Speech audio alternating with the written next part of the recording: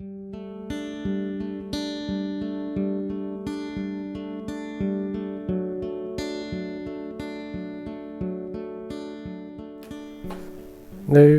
I'm going to be tying a small Caddis pattern, this one here. This is basically a wee pattern I tie.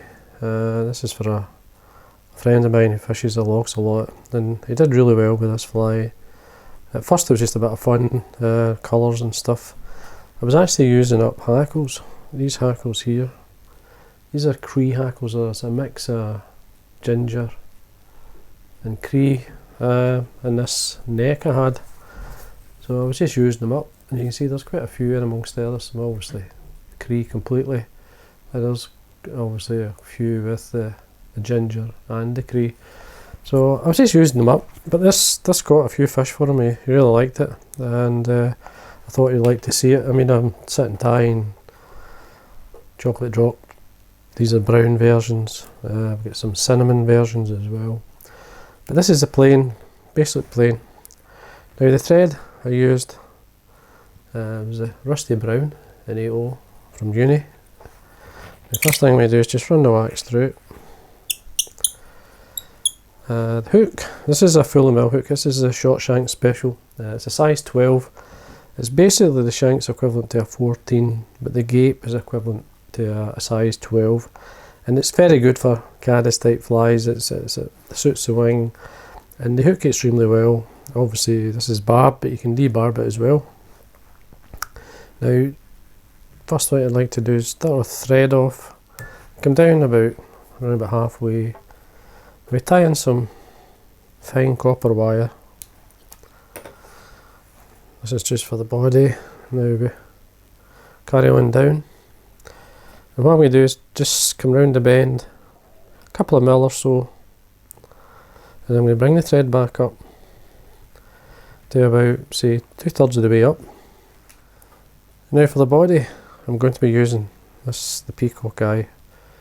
This is a Peacock eye which it's dyed hot orange. Now between the colour of the herl and the orange, it gives it a nice fiery brown colour. I've got two strands here. Now when you catch them in the centre, but as you see them up here, near the point where the body would end, and a couple of turns to catch it, and then I'm going to pull these together, and they're basically 4 strands now. I'm winding towards myself and down the body, and then coming back up. This thickens it up, but what you do is you can see there's a bit of the quill there as well. You get a nice mix. Then what we do, tie it off, we come across the herl with a turn, and a turn onto the hook. Do the same again, across the herl and a turn on the hook, and that locks it in. So then we can trim that away. Now you're winding towards yourself. It means when I'm winding the rib up through, it's catching more of the herl, and it's obviously protecting it. It makes it more robust and lasts far longer. So you're looking around about 4 or 5 turns up. Screw in the wire and bend and break away. There you go, that's a nice body. You've got a really nice insecty type colour combination and body with the herl. Herl's great. For the wing, I'm just using a roe deer. This is a piece of roe deer. It's from the darker, the ridge along the back of the deer, which has got a lot more natural colour. A few fibres to form the wing, and then I'm going to stack it. First thing, before I stack it, but just pull away any of the broken ends or under fur before we put the fibres into the stacker. There we have a small stacker here. Tips first go into the stacker. Tapping your desk. Just to line up the ends. As you can see, they've all lined up, so we remove them from the stacker, looking for a length. Now, probably as a measure, I mean, you're looking at about 1.5 the body length, so round about there. So we look, hold the wing in my finger and thumb, and my left hand in my case, trim away the waste. Make sure you wax your thread get your thread in position, which is just there, and then we catch in these ends, and they keep a hold of the wing nice and tight.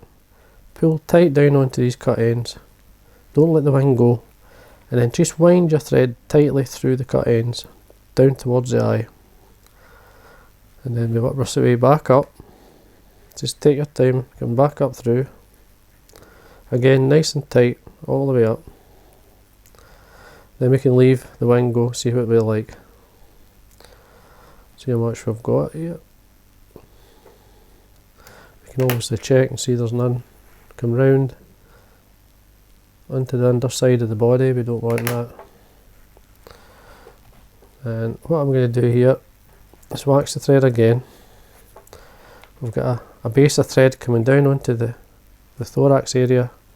It's wax thread, so I'm going to wax it again. So for the next stage, what I'm going to do here is just lower the wing a wee bit by just simply pushing forward and pressing. This will crease the very ends here.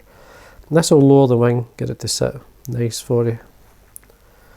A broken end here, so I'm just going to take it out. There we are. Now I'm going to put horns on it, and you don't have to do this. This is barred woodduck. Now I just want a couple of fibres, just bring them 90 degrees for the stem. Tear them away. Catch this on the top. Just going to come up a couple, 2 or 3 turns and fold back the waist ends. These are obviously a wee bit shorter, you can separate them and then trim them away. This will not pull out then, you'll see how they sit. Just going to separate them so you can see.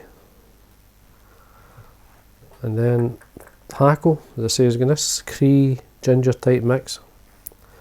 So what I'm going to do is remove the fluff, the bottom here, trim the stem, so I've got a bit, maybe a head length of the stem free of any fibre. Make sure you wax your thread. Catch this on the side, and then I'm going to wind up towards the wing, and then come through with the Cree, so I'm mixing or blending the colour. Just work your way down towards the horns, all the way. As you come round, you can use a pair of hackle pliers if you want. I'm just going to lift the horns out of the way, come up with the thread. Just going to take my time, keep the thread tight. Make sure you get a good 3 or 4 turns in. Just ignore the horns at this point. You trim away the point of the hackle. Make sure there's wax on your thread. So there we are. That looks okay. Just going to tidy this up. A wee bit of varnish onto the thread and wet finish. So about 1 centimetre from the eye, I'm just going to put some varnish on. And a wet finish. This will seal the knot, so you don't catch any of the fibres. Trim away the thread, pull the horns back down, and there we are.